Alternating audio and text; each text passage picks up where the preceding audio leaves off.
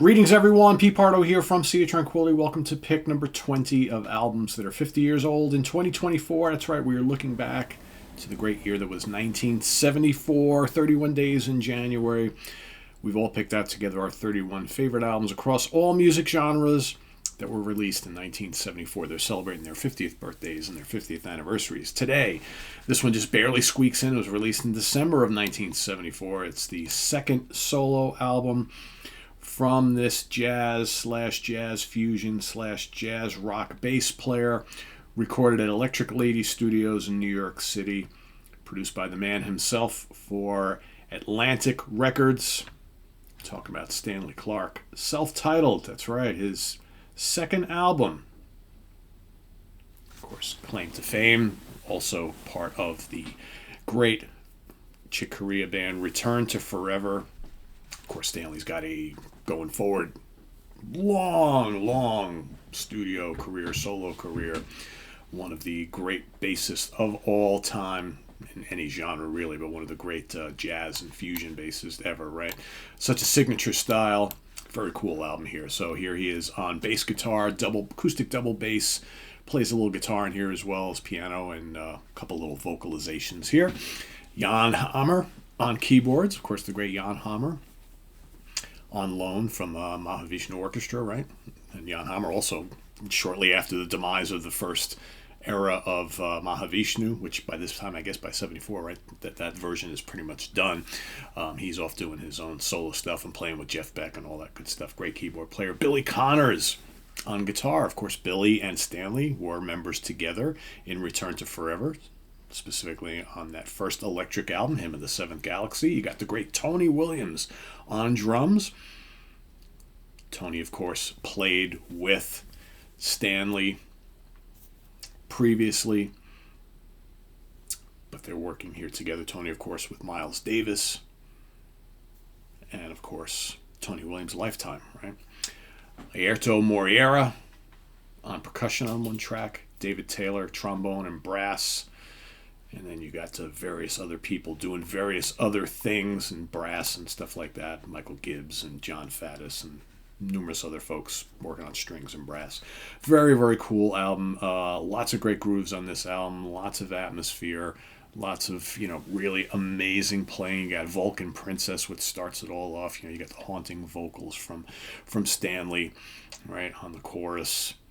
You got the, acoustic bass on this excellent song. You got Yesterday Princess, pretty short and sweet, and then you got Lopsy Lou. Man, the grooves on Lopsy Lou were just absolutely terrific. The song just pulses and moves and just so good. Then, of course, you got Power, which finishes off side one, another excellent track. And then over on side two, you have Spanish Phases for strings and bass. Right, very cool song, very adventurous song, and then the lengthy, near 14-minute Life Suite, which is a 4-part epic suite. Just some terrific work from everybody on this album. Billy Connors, always a joy to hear Billy playing on any album. He's like one of those talents. He played on that first Electric Return to Forever album and just absolutely sizzled, but that didn't really work out. Al Di Meola came in, really made a name for himself within that band, and we kind of didn't hear from Billy for a while, although he did some things here and there. He's got some solo albums and stuff, went to a more acoustic direction. Then, in the early 80s, he went and did that full-on Electric album, which was very Holdsworthian, and then, we've only kind of seen him haphazardly since then, but it's always great to hear Billy on this particular album here, which is just absolutely terrific, I think. So that is my pick for today, pick number 20. I don't believe I have this, no real charting information or anything like this.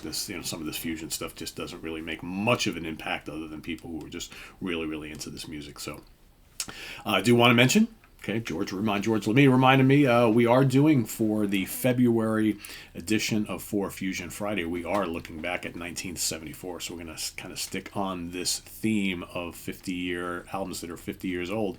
In 2024, looking back on 74, we will be talking about 4 classic fusion albums from 1974, and yes, this will be one of them. So stay tuned for that on For Fusion Friday, the first Friday of the month of February. Myself, George, and Eric, and a special guest, as always, will be talking about 4 classic fusion albums from 74.